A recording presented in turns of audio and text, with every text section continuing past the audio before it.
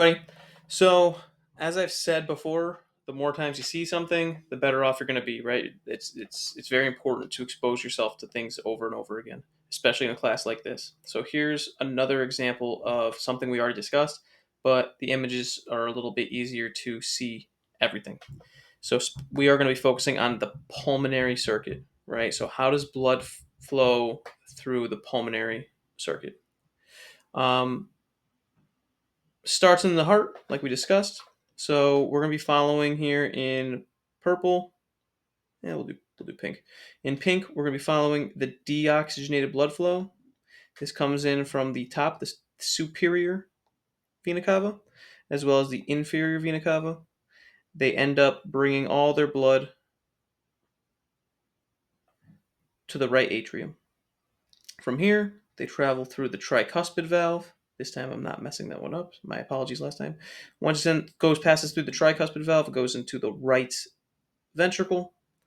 Once the blood's in the right ventricle, it goes through the pulmonary semilunar valve into the pulmonary trunk. That's what this is called. I'm going to highlight it. From the pulmonary trunk, it can go to the right and left lungs. How do they get to the right and left lungs?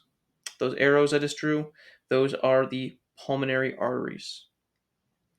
Once the pulmonary arteries get to the lungs, now we add a little bit. The pulmonary arteries go into the lungs.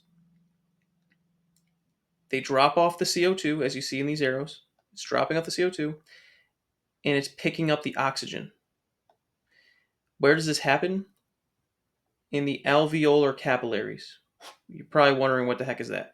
The word you should be mostly familiar with is capillary. So capillaries are the smallest blood vessel found in the body. This is where arteries get smaller and smaller and smaller, and then they get turned into capillaries. And this is where oxygen and CO2 move back and forth. So you have capillaries everywhere. You have capillaries in your lungs, your brain. You pick an organ, you have capillaries in there.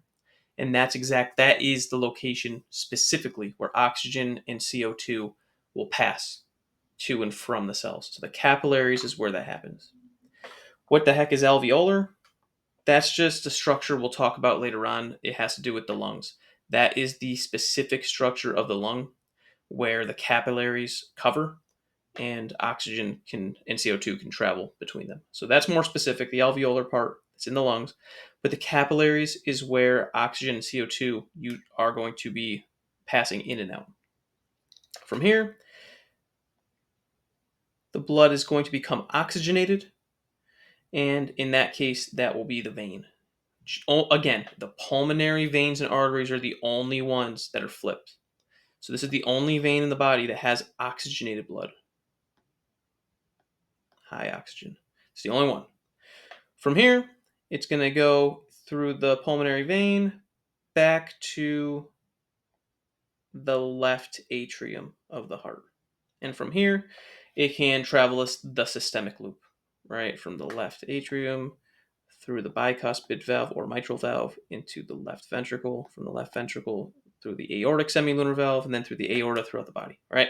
So that is the specific loop of where blood is going to be traveling.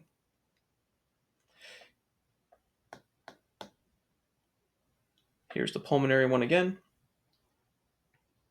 All the stuff we just talked about. I went back to the last slide.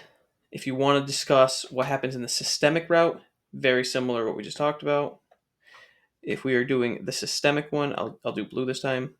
I'll do purple.